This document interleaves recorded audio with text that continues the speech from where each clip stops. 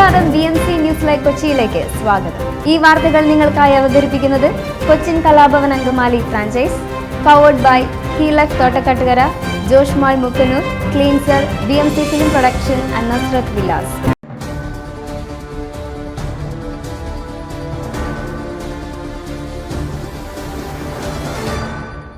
Palestine അനുകൂല പ്രതിഷേധം, US സർവകലാശാലകളിൽ കൂട്ട അറസ്റ്റ്. ഗാസയുമായുള്ള ഇസ്രായേലിന്റെ യുദ്ധത്തെ ചൊല്ലി നിരവധി US യൂണിവേഴ്സിറ്റി ക്യാമ്പസുകളിലുടനീളമുള്ള ജനകീയ പ്രതിഷേധം ശക്തമാകുന്നു. പ്രതിഷേധക്കാരെ പോലീസ് അടിച്ചമർത്തുകയും നിരവധി പേരെ അറസ്റ്റ് ചെയ്യുകയും ചെയ്തു. കൊളംബിയ സർവകലാശാലയിൽ ഇതുവരെ ശ്രദ്ധ കേന്ദ്രീകരിച്ചിരുന്ന പ്രക്ഷോഭം ഇപ്പോൾ ഐവി ലീഗ് സ്കൂളുകളായ ഹാർവാർഡും യേലും ഉൾപ്പെടെ കുറഞ്ഞത് 5 സർവകലാശാലകളിലേക്കെങ്കിലും വ്യാപിച്ചിരിക്കുന്നു.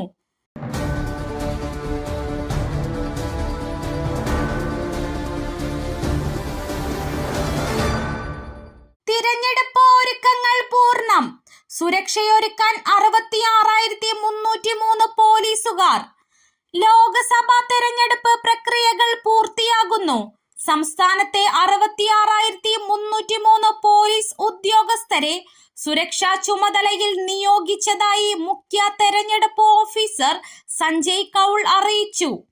കേരള പോലീസും കേന്ദ്രസേനയുമാണ് വോട്ടെടുപ്പിന് സുരക്ഷ ഒരുക്കുന്നത്. സംസ്ഥാനത്ത് 25,231 ബൂത്തുകളാണ് ഇക്കുറിയുള്ളത്. ADGP MR അജിത് കുമാറാണ് പോലീസ് വിന്യാസത്തിന്റെ nodal officer. Police inspector general Harshitha Attalluri assistant സംസ്ഥാന പോലീസ് നോഡൽ ഓഫീസറായും നിയോഗിച്ചിട്ടുണ്ട്. ഇവരുടെ നേതൃത്വത്തിൽ 20 ജില്ലാ പോലീസ് മേധാവിമാരുടെ കീഴിൽ പോലീസ് ജില്ലകളെ 144 ഇലക്ഷൻ സബ് ഡിവിഷൻ മേഖലകളാക്കിയിട്ടുണ്ട്. ഓരോന്നിന്റെയും ചുമതല DYSP അല്ലെങ്കിൽ SP മാർക്കാണ്.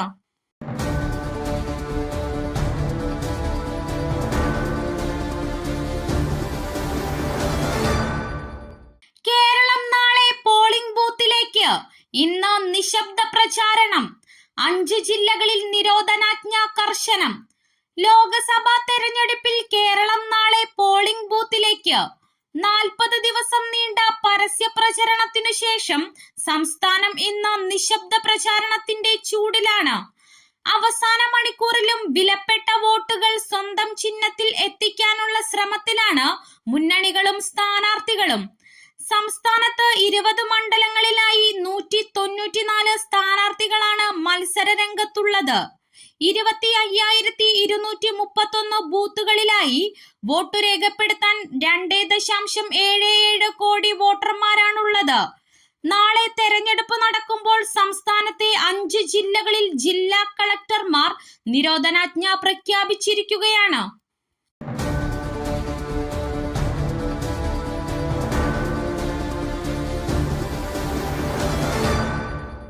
വീണ്ടും കാടിറങ്ങി പടയപ്പ. ജനവാസ മേഖലയിൽ വ്യാപക കൃഷിനാശം. കാടുകയറിയ കാട്ടുകൊമ്പൻ പടയപ്പ വീണ്ടും ജനവാസ മേഖലയിലെത്തി. ഇന്നലെ രാത്രിയോടെ കുറ്റിയാർ വാലിയിലെത്തിയ കാട്ടാന കൃഷികൾ നശിപ്പിക്കുകയും മേഖലയിൽ ഭീതി പടർത്തുകയും ചെയ്തു. വനപാലകരെത്തി കാട്ടാനയെ ഇവിടെ നിന്നും തുരത്തിയെങ്കിലും കാട്ടാന തൊഴിലാളികൾ താമസിക്കുന്ന കൊരണ്ടിക്കാട് മേഖലയിൽ നിലയുറപ്പിച്ചിരിക്കുകയാണ്.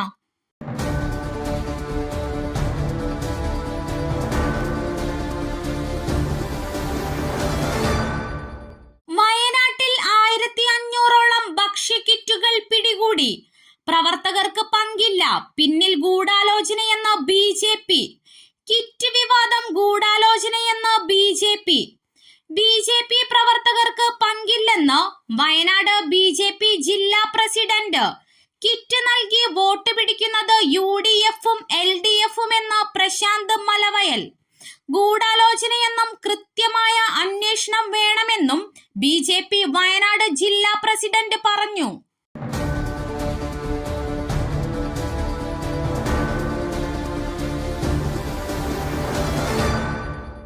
ഒന്നല്ല 4 പേർക്ക് പുതുജീവിതം നൽകി തമിഴ്നാട് സ്വദേശി. കോട്ടയം മെഡിക്കൽ കോളേജിലെ 10ാം ഹൃദയം മാറ്റിവെക്കൽ ശസ്ത്രക്രിയ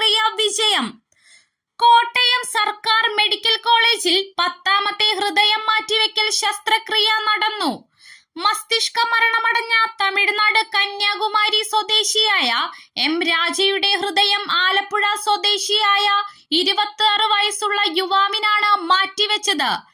മെഡിക്കൽ കോളേജ് സൂപ്രണ്ട് ഡോക്ടർ ജയകുമാറിന്റെ നേതൃത്വത്തിലാണ് ശസ്ത്രക്രിയ നടത്തിയത്. അവയവം ദാനം നൽകിയ രാജയുടെ ബന്ധുക്കളെ ആരോഗ്യവകുപ്പ് മന്ത്രി വീണ ജോർജ് ആദരവറിയിച്ചു. ഒപ്പം ശസ്ത്രക്രിയയ്ക്ക് നേതൃത്വം നൽകിയ മുഴുവൻ ടീമിനെയും മന്ത്രി അഭിനന്ദിച്ചു.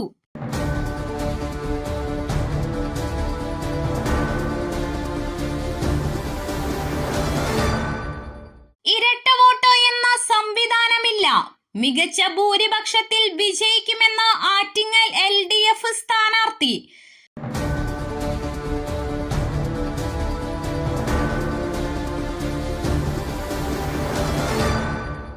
സുനിത കേജ്രിവാൾ സജീവ രാഷ്ട്രീയത്തിലേക്ക്. പ്രചാരണ പരിപാടികൾ ശക്തിപ്പെടുത്താൻ ആം ആദ്മി. മദ്യനയ കേസിൽ അറസ്റ്റിലായി തിഹാർ ജയിലിൽ കഴിയുന്ന ഡൽഹി മുഖ്യമന്ത്രിയും അരവിന്ദ് കെജ്രിവാളിന്റെ അഭാവത്തിൽ തെരഞ്ഞെടുപ്പ് പ്രവർത്തനങ്ങൾ ഏകോപിപ്പിച്ച ഭാര്യ സുനിത കേജ്രിവാൾ. ഡൽഹിയിൽ ആം ആദ്മി പാർട്ടിയുടെ പ്രചാരണം സുനിത കേജ്രിവാൾ നയിക്കും. സുനിത കേജ്രിവാളിന്റെ നേതൃത്വത്തിൽ റോഡ് ഷോകൾ ഉൾപ്പെടെ സംഘടിപ്പിക്കാനാണ് തീരുമാനം.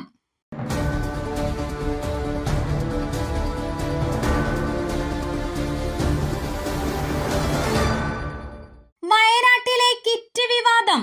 BJPക്കെതിരെ തെളിവുണ്ട്. പാവപ്പെട്ട ആളുകളെ 200 രൂപയുടെ കിറ്റ് കൊണ്ട് അളന്നു ടി സിദ്ദിഖ്.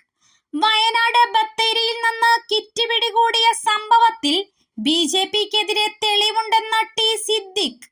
കിറ്റ് എവിടെ നിന്നാണെന്നും ആരാണ് ശേഖരിച്ചതെന്നും തെളിവ് ലഭിച്ചിട്ടുണ്ടെന്ന് ടി സിദ്ദിഖ് പറയുന്നു. കിറ്റ് എവിടെയൊക്കെ പോയി എന്നതിന് കൃത്യമായ വിവരമുണ്ടെന്നും സിദ്ദിഖ് പറഞ്ഞു.